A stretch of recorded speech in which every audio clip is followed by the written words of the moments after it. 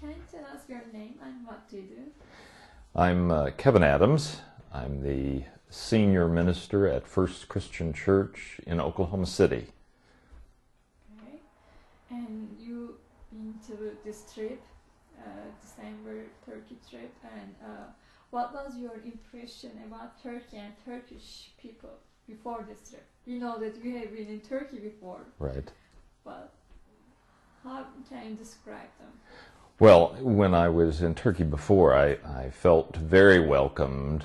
I felt very good, very hospitable. The Turkish people were very hospitable. And I enjoyed Turkey. I loved the people, loved the food greatly. And of course, many historical sites and beautiful countryside. I just dearly loved it. So to have the opportunity to come back in December this last year was, of course I would. It was just a great opportunity, and I was glad to go back and see even more of Turkey, to enjoy the Turkish people and enjoy more of the Turkish food. Okay. Did you hesitate to go because the last time you were in Turkey, it was, you said 1982, 3, and so many things happened around Middle Eastern. Did you hesitate to go this time? No, I did not. I have always felt safe in Turkey. I know that you're getting, you're closer to the Middle East, and know of the news and reports and some of the tensions and troubles there. And so you know that, and that's in the back of your mind. But I have always felt very safe in Turkey. I would go by myself through the countryside and not have any concerns. Mm. So what was your family's reaction today? Oh, my family was not worried either. The friends were not, that I know of, worried. They knew that I liked Turkey, and I was very much looking forward to the trip, so they were happy for me. Okay. What struck you most? What struck me the most? Well, when I was there in 1982-83, and particularly in the southeastern portion of Turkey, it was the standard of living was not as high, and technology was not as evident in 1982.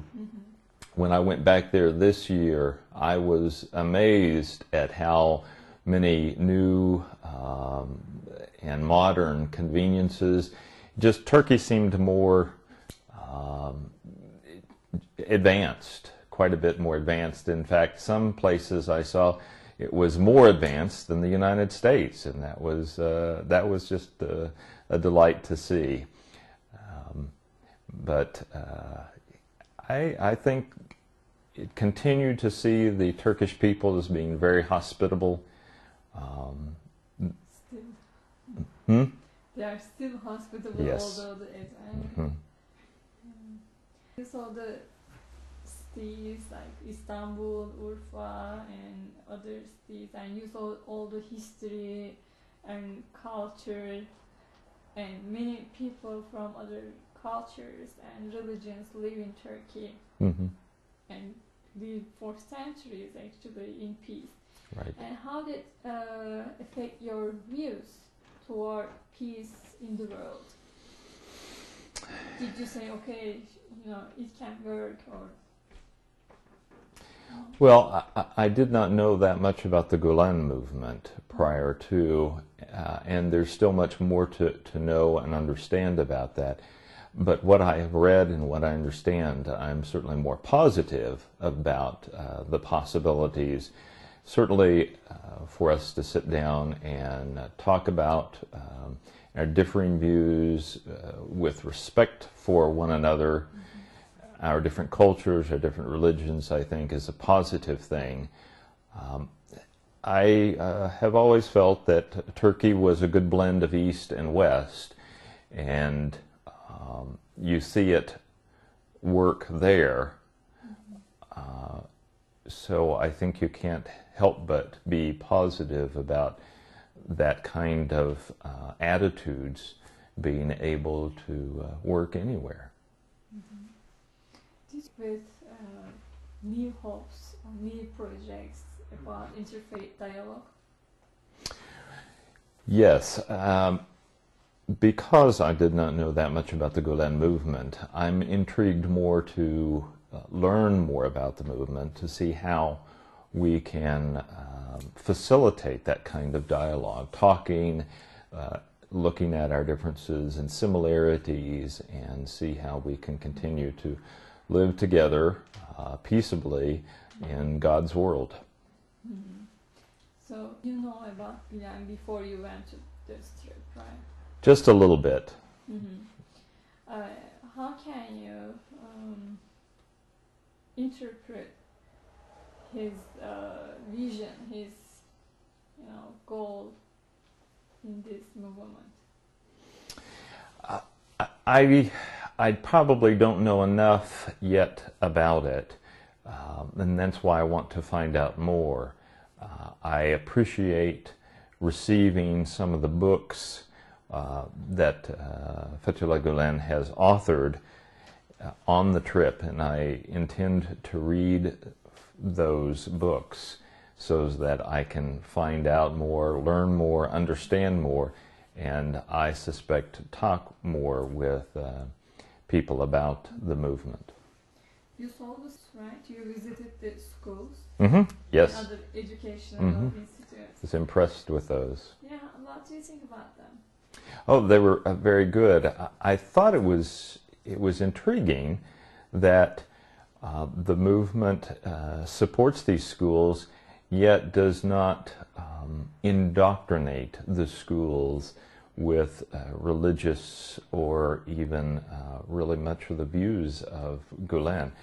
But through the teachers' sacrificial teaching, that they sacrifice their time in trying to help the students excel beyond what they would normally do in a regular public school, that they are committed to helping their students learn and be good contributors to the society in Turkey and the world.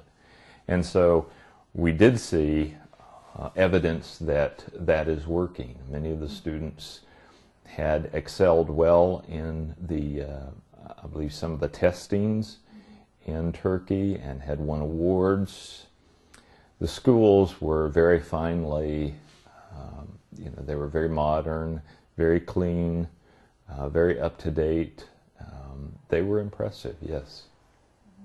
The main reason that they are so successful, because they are really successful in Turkey, as you said, and we have some nation-based exams. They are really good at that, and also in the world too.